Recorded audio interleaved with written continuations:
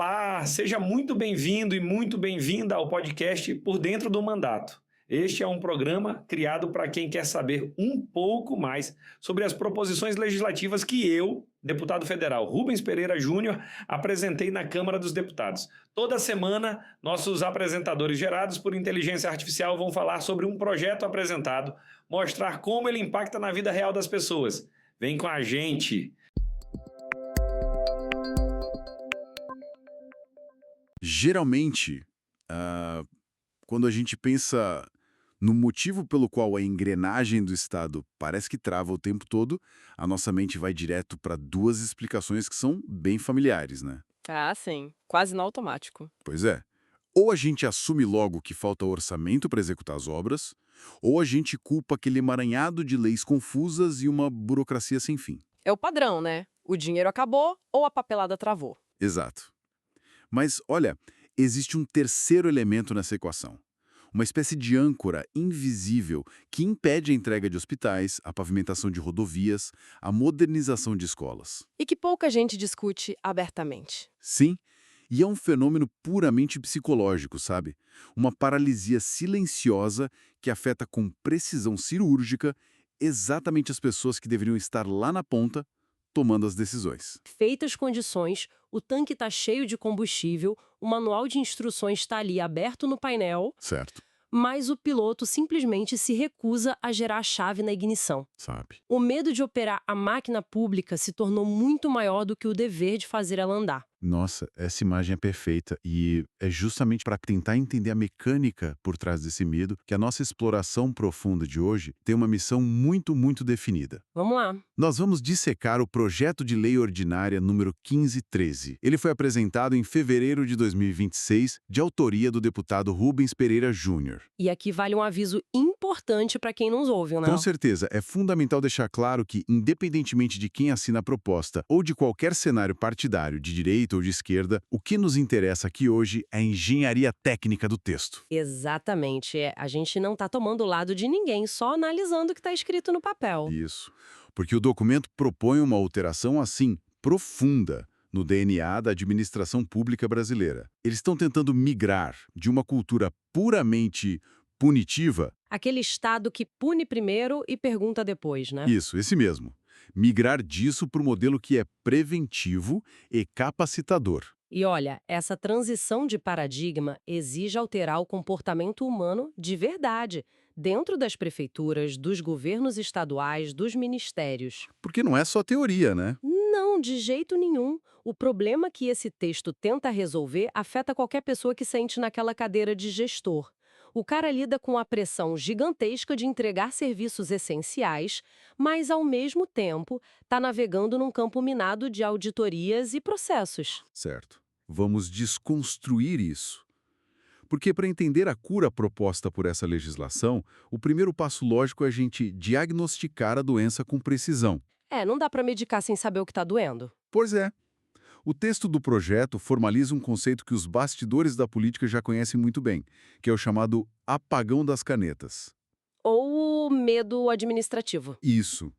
A justificativa do documento aponta que a exigência de responsabilização implacável por qualquer falha processual faz com que os gestores simplesmente congelem, Eles travam. travam geral.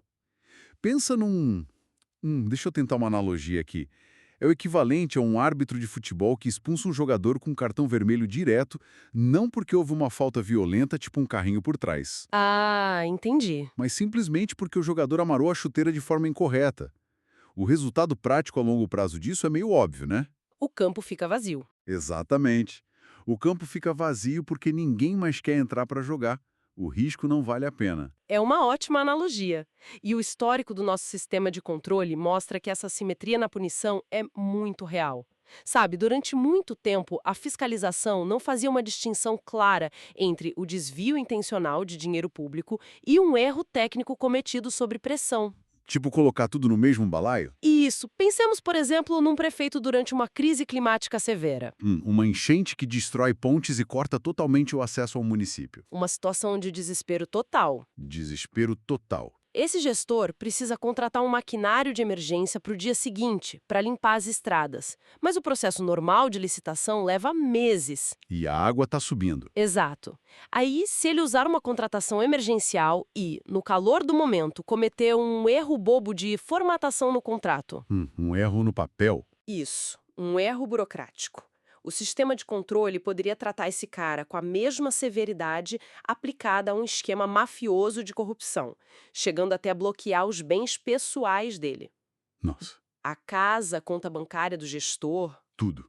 Diante desse risco de ruína financeira e moral, a escolha mais segura para o gestor passa a ser o quê? A omissão.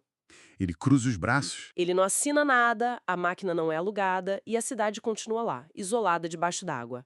É terrível. E o custo social dessa inércia soma bilhões em recursos federais que ficam lá, parados nas contas. E o que o projeto de lei argumenta é que essa cultura precisa refletir uma mudança que, na verdade, já começou a acontecer no topo do sistema jurídico brasileiro, certo? Sim, não é uma invenção tirada do nada. O texto não está tirando essa ideia do vácuo. Exatamente. O que é fascinante aqui é como o projeto tenta capturar uma inteligência judicial super recente e transformar um manual de operações padrão de todo o Estado. Como assim? A justificativa cita textualmente que o Supremo Tribunal Federal, o STF, e aquela reforma da Lei de Improbidade Administrativa em 2021, A Lei 14.230, né? é essa mesma, eles já pacificaram o entendimento de que é preciso comprovar o dolo. O dolo, ou seja, a má-fé. Isso. Tem que haver a intenção deliberada de cometer o ilícito para justificar uma condenação por improbidade.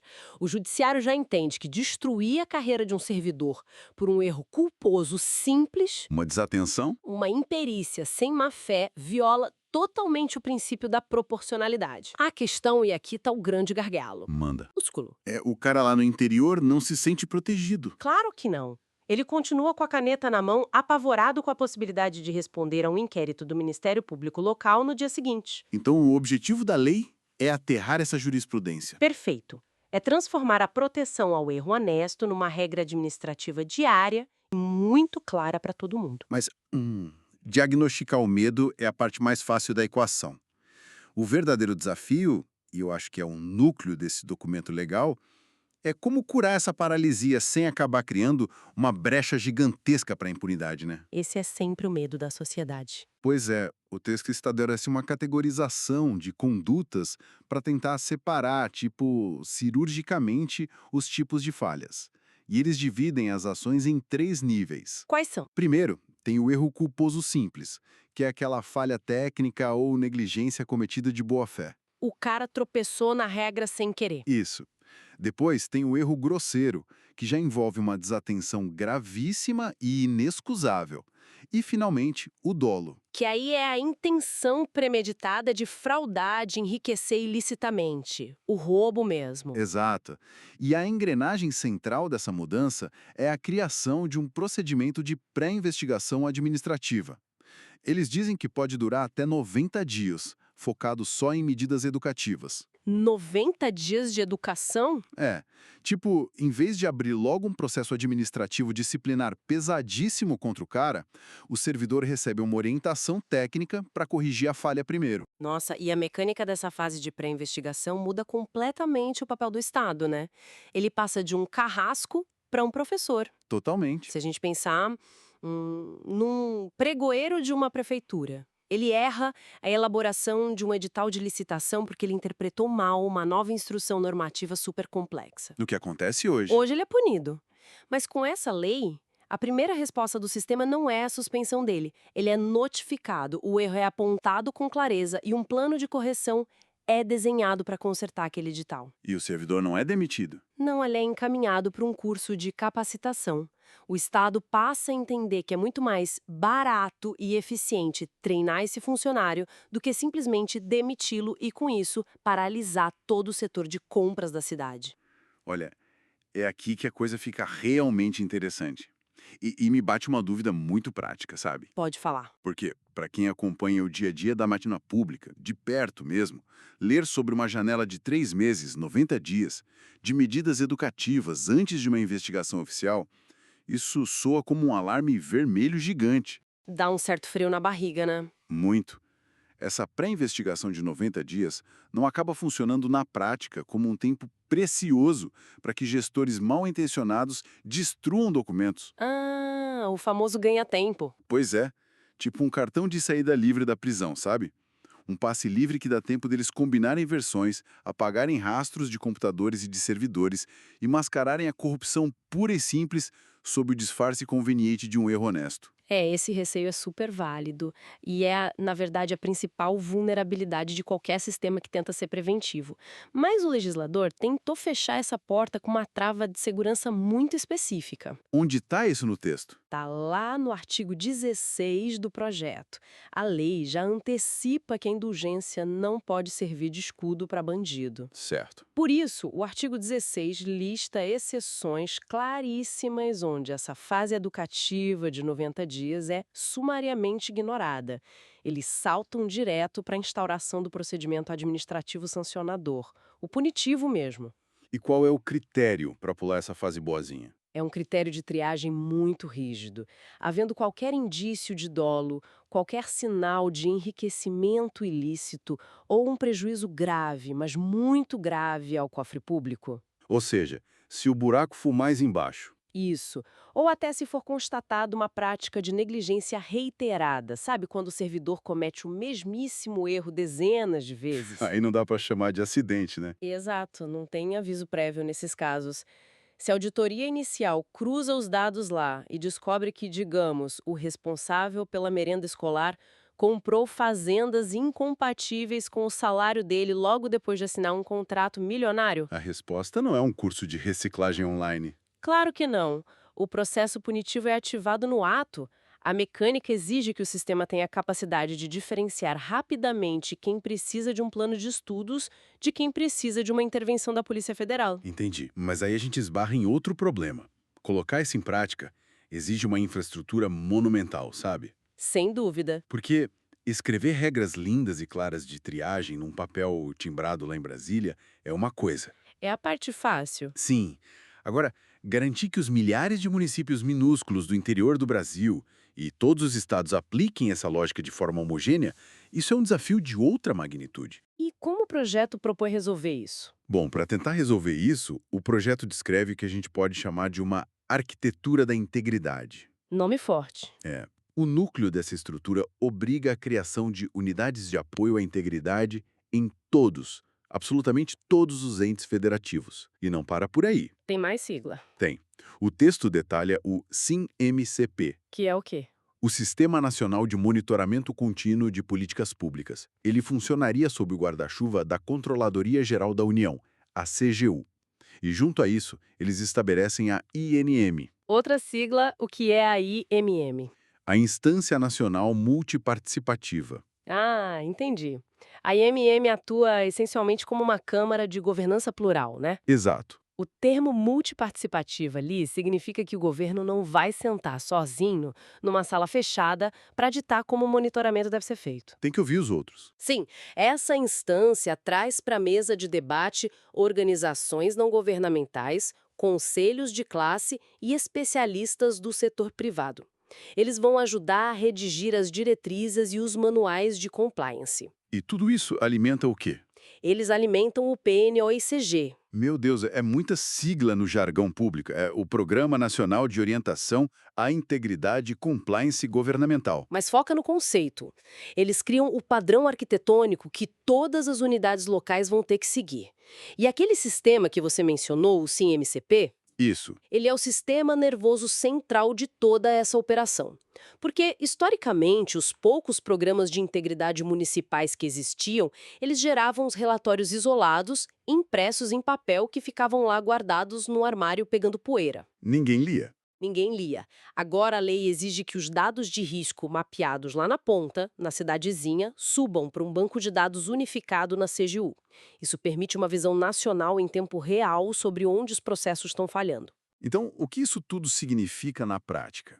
Para tentar facilitar, pensemos na máquina pública como uma rede interligada e gigantesca de computadores, sabe? Gostei, uma rede de TI. Isso. O texto da lei está basicamente exigindo a instalação obrigatória de um software de antivírus padronizado. Esse antivírus são as unidades de integridade. Perfeito. E aí, desde o supercomputador ultra complexo lá do Ministério da Fazenda, até aquele laptop antigo e sobrecarregado de uma secretaria de obras no interior de um estado distante, Todo mundo precisa desse antivírus. todo mundo. E cada um desses computadores alimenta um servidor central, que é o SIM-MCP, que detecta as ameaças sistêmicas no país todo. Mas aí vem a questão prática que trava qualquer gestor local, né? O custo disso. Não existe almoço grátis. Uma prefeitura que já sofre todo mês para conseguir pagar a folha de pagamento dos enfermeiros na saúde, ela não tem orçamento para criar do zero um departamento de compliance chique, com servidores especializados. Impossível. E o projeto resolve esse gargalo financeiro de forma muito inteligente. A União entra como financiadora da brincadeira. O governo federal fica responsável por fornecer o apoio técnico e os recursos condicionados para pagar a licença desse software, digamos assim, nos estados e municípios mais vulneráveis. É uma sacada ótima. O governo federal banca a instalação e a manutenção dessa infraestrutura porque ele entende que uma vulnerabilidade lá na ponta compromete a rede inteira. É igual vírus de computador mesmo. Exatamente. Se entra um vírus, um desvio de verbas, por exemplo, no repasse do SUS num município minúsculo, isso afeta a eficácia da política nacional de saúde inteira. Certo. Mas o fornecimento desse recurso financeiro pela União vem acompanhado de um mecanismo de coerção muito forte. Eles não dão dinheiro de graça, né? Não. A legislação prevê que a recusa injustificada em criar essas unidades de integridade ou a falha em alimentar o sistema central com dados reais acarreta sanções diretas Sanções para quem? para o dirigente máximo do órgão, Eita. seja ele o prefeito, o governador ou o próprio ministro. Ele pode sofrer advertências institucionais e, atenção, multas aplicadas diretamente no próprio cadastro de pessoa física dele. Direto no CPF do prefeito? Verdade por manter um antivírus rodando recai diretamente sobre os ombros de quem lidera o órgão. Pesado. E tem mais. O documento altera alguns dispositivos da nova Lei de Licitações, a Lei 14.133. O que muda lá? Ter um programa de integridade certificado e funcionando com as diretrizes desse tal PNOICG deixa de ser apenas uma obrigação interna chata, passa a ser uma vantagem competitiva de verdade, garante pontuação adicional e favorecimento técnico para os órgãos na hora de firmar convênios e receber parcerias públicas. Entendi. Isso obriga a administração a olhar para a própria governança não apenas como um fardo burocrático que só dá trabalho, mas como um ativo que destrava recursos federais. Exato, vira um incentivo positivo. No entanto, por mais sofisticada que seja a tecnologia, as auditorias automatizadas e esses cruzamentos de dados fantásticos no servidor da CGU, eles têm limites, né? A máquina não vê tudo. Não vê. Eles não conseguem captar, por exemplo, aquelas conversas de corredor ou pressões silenciosas para direcionar uma obra para um amigo do chefe. A rede continua dependendo muito de olhos humanos. Pessoas reais. Pessoas reais que vivenciam o dia a dia da repartição e percebem no ar quando o sistema começa a ser corrompido. E o texto dedica uma seção robusta à criação de canais de denúncia e a um modelo prático de proteção aos denunciantes. E isso é vital, porque o projeto reconhece que o servidor interno é o alarme mais eficiente que o Estado possui hoje. Mas veja bem, esse alarme só toca se houver garantias de sobrevivência para ele. Senão ele fica calado. Com certeza, em muitos casos reais da administração pública, o funcionário que cria coragem e relata um esquema fraudulento, ele entra num caminho de isolamento profissional e sofrimento psicológico terrível. Vira um inferno a vida do cara. Um inferno. Ele é retirado de funções importantes. Ele perde bônus de produtividade e passa a ser perseguido o tempo todo por chefias intermediárias. É a famosa geladeira. A geladeira. O documento ataca isso reforçando o sigilo absoluto nos canais de comunicação que vão ser geridos por aquelas novas unidades de integridade. Mas o texto vai muito além de só garantir o anonimato. Exatamente. Há um mecanismo detalhado na lei que aterra essa teoria bonitinha na realidade mais dura, na brutalidade das relações de poder no trabalho. O que eles propõem? O texto prevê expressamente a possibilidade de realocação funcional do denunciante E de forma ainda mais contundente, e isso achei fantástico, o afastamento do superior imediato assim que houver a comprovação do risco de retaliação. Isso é muito inovador no Brasil. É muito prático. Imagina a dinâmica real. Um fiscal de obras júnior, novato, descobre que o diretor dele está assinando medições de uma estrada que nem começou a ser construída. O famoso asfalto fantasma. Isso. O medo de perder o emprego e não conseguir pagar as contas de casa no fim do mês é o fator principal que garante o silêncio desse fiscal. Claro, ele tem família para sustentar. Mas ao estabelecer que esse fiscal pode ser imediatamente transferido para outro setor, com todas as gratificações dele mantidas intactas, ou que o diretor investigado seja preventivamente removido daquele ambiente, a lei tenta desativar justamente a bomba do terror psicológico que paralisa a denúncia. E se conectarmos isso a um cenário mais amplo? A estratégia do projeto é cercar o gestor público de visibilidade institucional por todos os lados. Como se acendessem os holofotes. Exato, o texto não confia o monitoramento exclusivamente aos servidores internos ou só aos painéis de TI da CGU. Ele institucionaliza uma coisa que eles chamam de coavaliação. O que seria isso? Esse mecanismo exige a transparência ativa dos dados para a sociedade. E, na prática, isso não significa apenas o governo publicar um relatório contábil denso, chato, de 800 páginas, num diário oficial no último dia do ano. Que ninguém lê e ninguém consegue interpretar, né? Ninguém. Significa traduzir o progresso das políticas públicas em painéis gerenciais e indicadores visuais super fáceis de entender. Claro, sempre respeitando os limites da Lei Geral de Proteção de Dados, a LGPD. Então qualquer um pode acessar. Qualquer um. O cidadão comum ou um conselho comunitário de um bairro pode simplesmente acessar um portal no celular, olhar o status da construção daquela creche local que prometeram para a rua dele e ver os alertas de risco associados àquela obra em específico. Sensacional. A coavaliação instrumentaliza a sociedade civil organizada. Ela fornece para os cidadãos os mesmos dados mastigados que os auditores federais utilizam para que a população atue ativamente no acompanhamento das entregas do Estado. Com um adendo fundamental que o texto faz questão de sublinhar com um marca-texto amarelo fluorescente. A lei proíbe expressamente que essa participação da sociedade e que os resultados do monitoramento sejam instrumentalizados para fins político-eleitorais. Essa blindagem é muito importante. Muito. É para tentar garantir que os painéis de integridade e as reuniões de conselhos comunitários operem realmente como fóruns de auditoria técnica, focados na gestão, e não se transformem num palanque antecipado, sabe? É para adversários políticos não usarem isso para destruir reputações na época de eleição, usando relatórios que ainda são preliminares. Exatamente. O ecossistema desenhado tenta equilibrar todas as frentes de um jeito bem inteligente. O erro causado por inexperiência é levado para a sala de aula.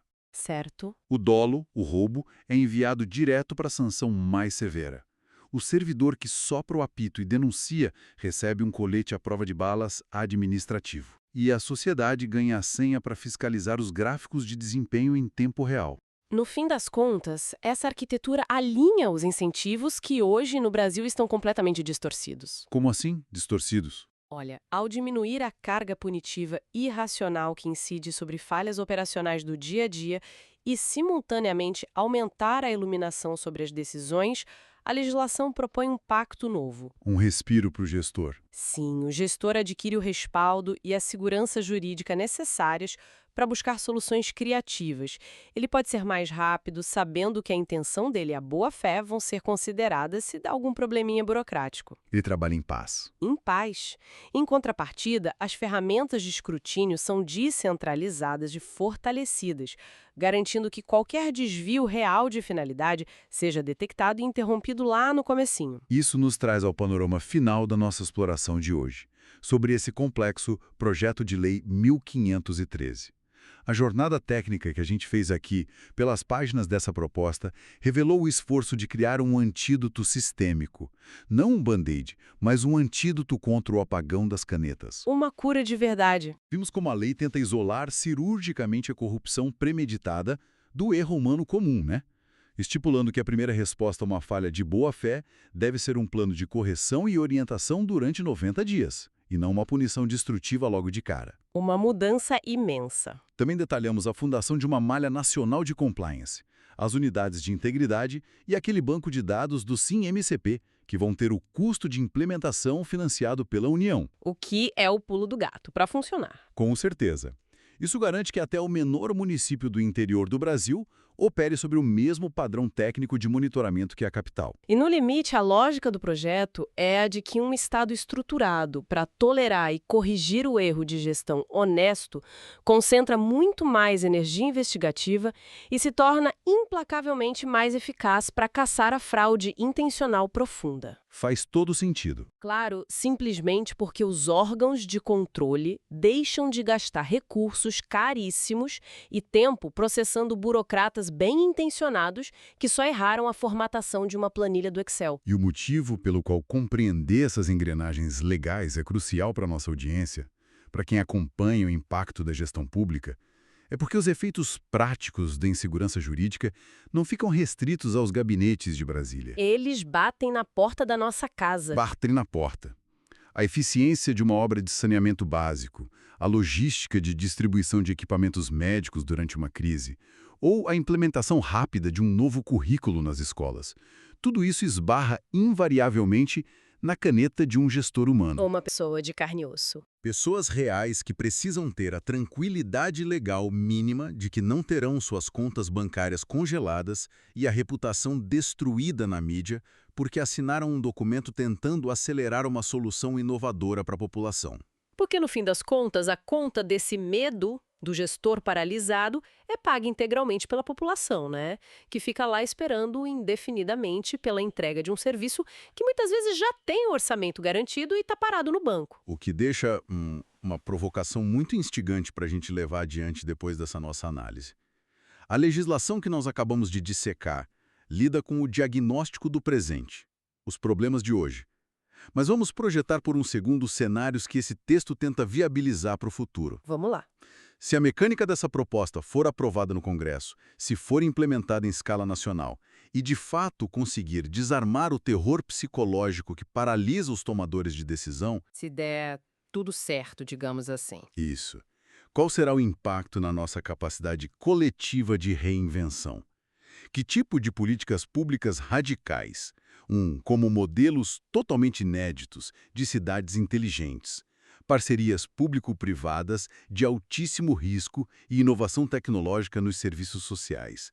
Que tipo de coisas poderiam finalmente sair da gaveta na próxima década? É de explodir a cabeça pensar nisso. Projetos revolucionários que, hoje, estão lá acumulando poeira unicamente porque a cultura punitiva atual garante que inovar no setor público é o atalho mais rápido para a ruína pessoal. Se esse freio de mão for solto de vez, a máquina que a gente julga permanentemente enguiçada pode revelar uma potência de aceleração que a gente sequer sabia que estava disponível. Fica essa reflexão para quem nos ouve. É algo crucial para mantermos no radar. Sem dúvida. Continuem explorando as entrelinhas e questionando os mecanismos dessa engrenagem.